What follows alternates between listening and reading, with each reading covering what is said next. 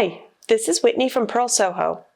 I'm going to demonstrate how to knit into the purl stitch below.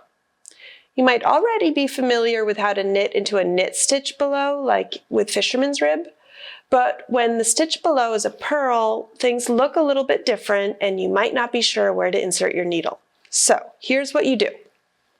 This is our incredible blanket, a little swatch of it, and I've knit up to the point where I have to K1B, or knit one below.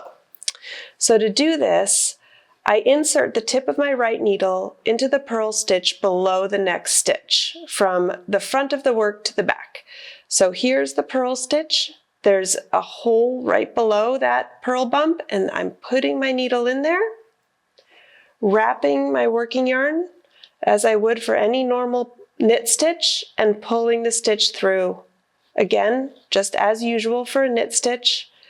And now I let the stitch fall off my left needle.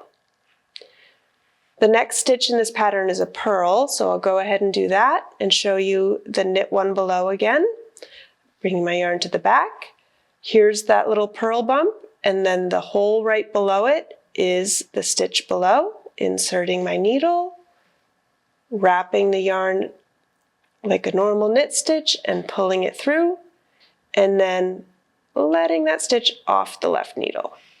One more time, a purl and a knit one below into there, knit it, pull it through, let this stitch off the left needle.